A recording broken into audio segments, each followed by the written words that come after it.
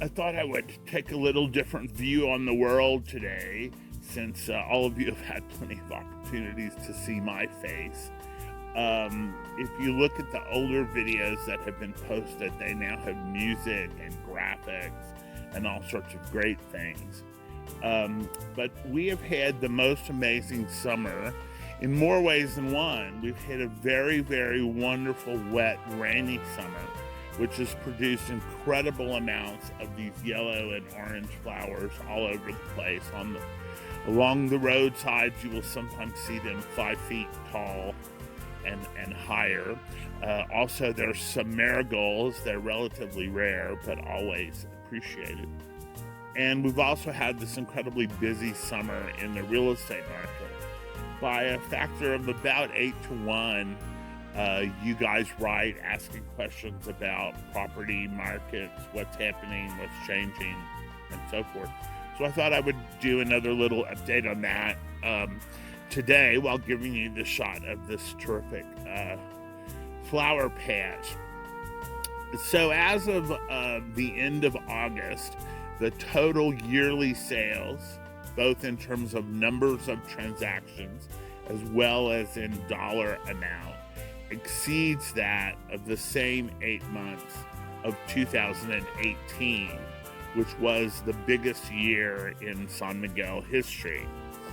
The dollar amount in particular has increased, and there have been some who have felt that that indicated a bias towards higher end properties.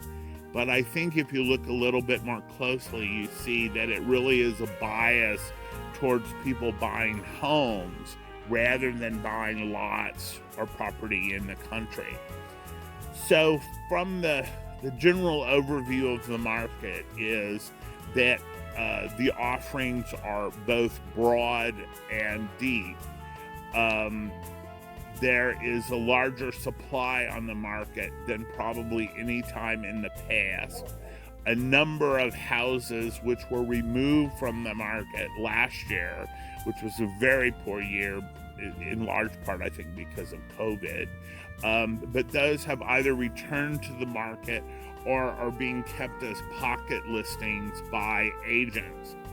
So often in the past, people have come here and said, my budget is between $300,000 and $400,000, and I would like to see 30 homes.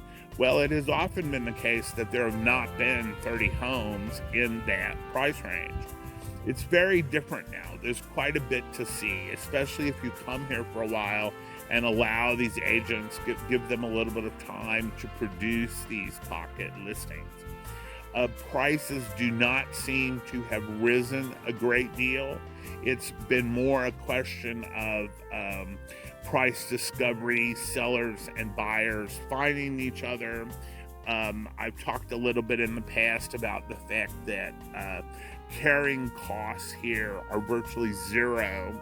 So people sellers do not have the impetus to come to market with quite as much enthusiasm as they do in large American and Canadian cities, where they may be paying several $1,000s a month in property taxes, utilities, insurance, and so forth.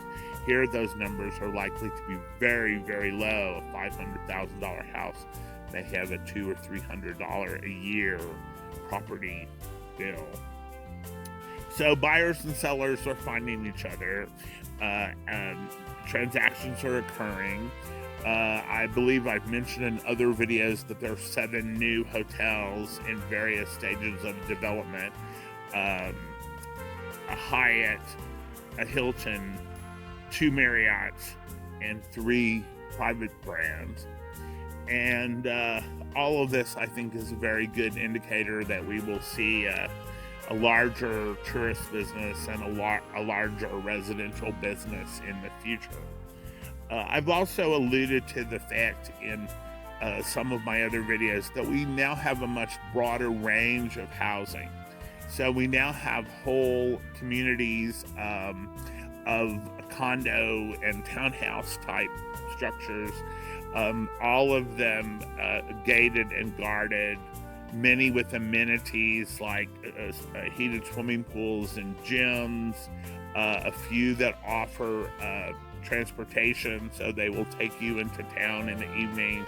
You can go out to dinner or go to a party, and then you pick up your phone and they will pick you up and take you back. So these were really built and have been most heavily marketed to Mexican nationals, for whom they are second homes, and so they really appreciate this lock and leave option. However, a great many, or a good number of Americans and Canadians have begun to appreciate these developments for what they offer. They're brand new. They have full appliances. They're generally well thought out. The security is excellent. These amenities are wonderful. How many of us have wanted to be able to climb into a hot tub or a heated swimming pool every morning if we want to? And then there's also the lock and leave option for them, because many of these are people who travel a lot or are here only seasonally, or just have, whatever reasons, go away in the weekend, whatever they are. So we now really have a full range of pricing. You can buy some of these condos in the low ones, and then of course the market as a whole continues up above 2 million, and even perhaps in some cases more than that. So often we've told this story that looks like, you're selling your house in New York City for $1 million, and now you can come and buy a house here for $500,000. But we are really now a kind of a full community. And so if you are coming here from Florence, Alabama, and you are selling your home for $139,000, you can find a comparable choice here. And of course, you will find that all your other costs, utilities and taxes and maintenance and so on, will all be very much lower, even than they would be in a town in Alabama. So I don't know entirely what else to say. If you have an interest in retiring in Mexico, you ought to see San Miguel. For a number of reasons, it's one of the better choices. Many Americans and Canadians come to be introduced to Mexico through the beach communities. Beach communities are really amazing. They are something like heaven 4 or 5 months of the year, and something pretty close to hell another 6 months of the year, because they are very hot and very humid, and are generally not people's first choice for year-round living. So San Miguel and Ajijic and even Mexico City, Guadalajara are reasonable places to look at if you intend to be a largely year-round resident. If you have interest in this community, it's a great idea to come and visit as a tourist. I often have clients who fly in and start looking at houses. They've never been here before, but the first thing they want to do is look at houses. And I believe your interests are better served if you take the time to be here, to walk around, to see what it's like in this community, to see what it's like to have breakfast, to go to a grocery store, to go to a gym, to look at the range of restaurants that are available in the evening, to just generally get a feel for the vibe of the community. It's an amazing community. I've been here nearly 20 years. There's a fantastic range of terrifically interesting and accomplished people that you would be very unlikely to find in a town of approximately 100,000 people in anywhere. So I cannot be a bigger booster of San Miguel de Allende, but it's not for everybody. And you should come and spend time here to find out if it's a good place for you. We have now a new mayor. Hopefully the previous mayor accomplished a lot of terrific things. Hopefully the new mayor will accomplish some wonderful things during his tenure in office as well. This is a wonderful time of the year to visit. Between now and the end of the year, it's typically a very low tourist time. The weather is amazing. The flowers, as you see here, everything is great this year. The cactus are blooming, they've grown. Everything is just wonderful and rich and green and alive.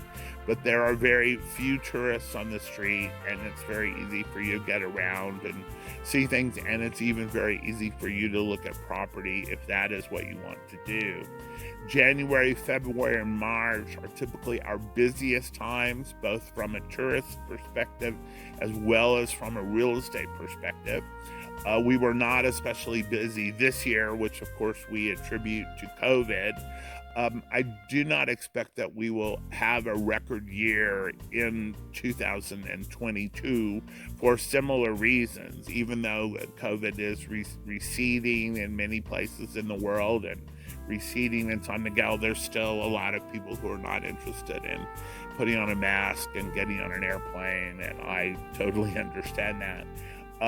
I've been approached by a number of people about COVID issues. I have clients who, I have one set of clients who are interested in moving here because they feel that they're likely to be forcibly vaccinated in the United States at some point in the future.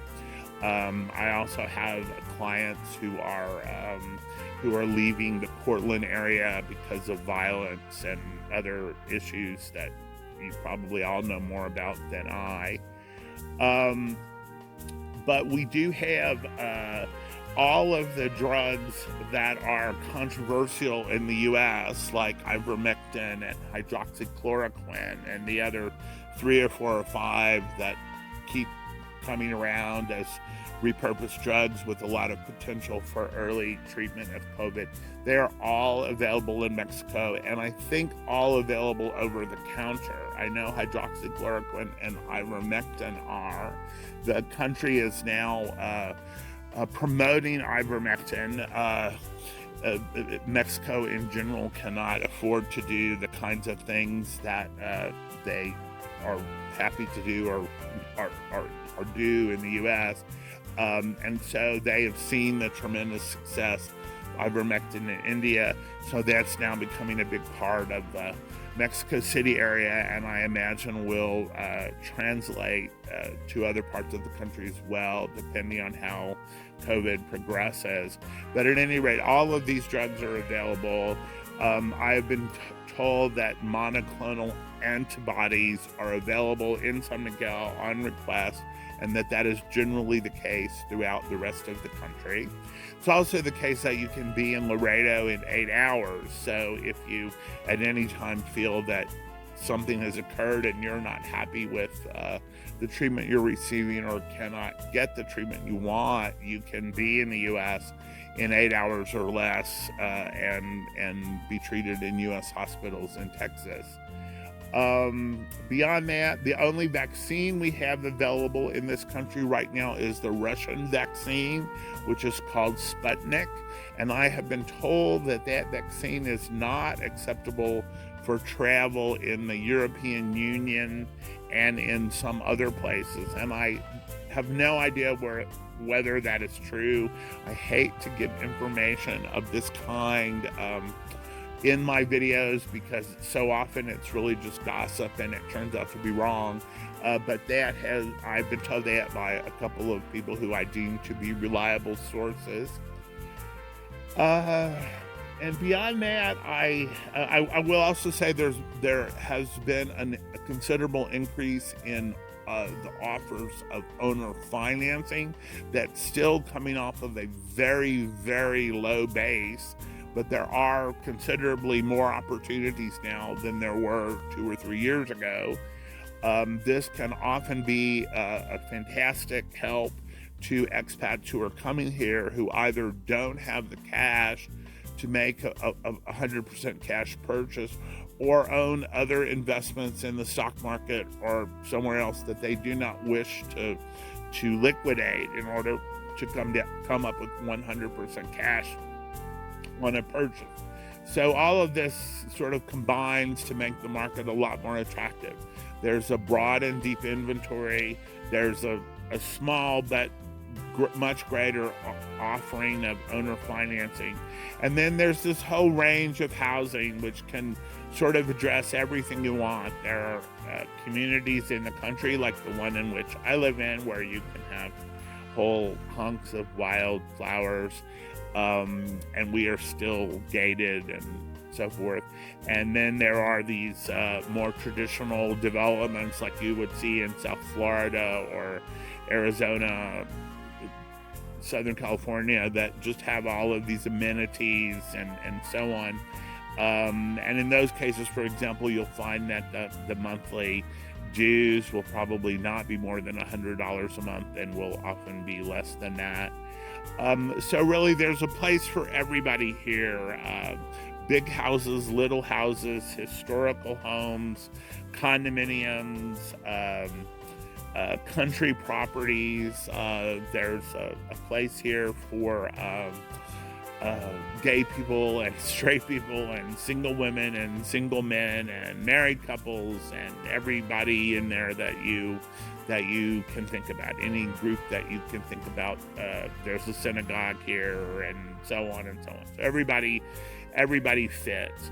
I will be launching in the next couple of weeks a series of longer videos where I will interview people who come from these different communities, and who have other information that I think may be of interest to you.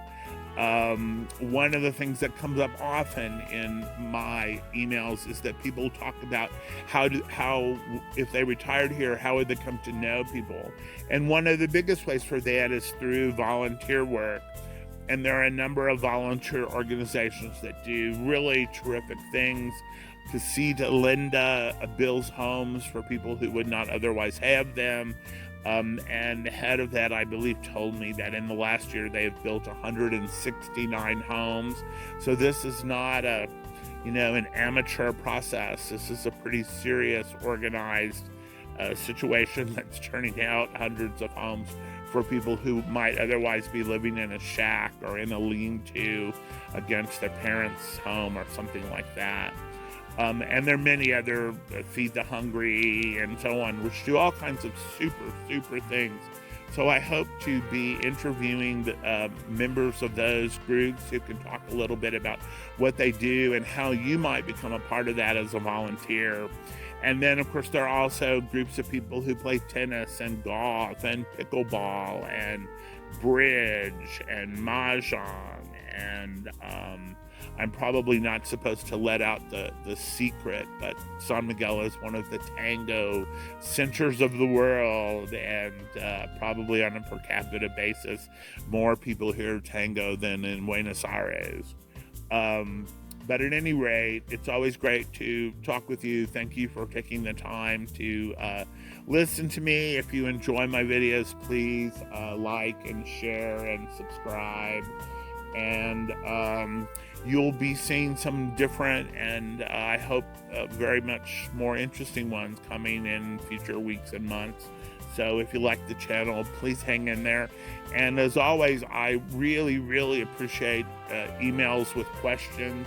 Often you have questions about things I've never thought about, and so I enjoy learning about your interests and concerns. And wherever I can, I either answer the questions or I find somebody who will be able to answer them. So at any rate, I hope you are all well and healthy and enjoying your fall wherever you might be in the world. And I hope at some point we will see you in San Miguel.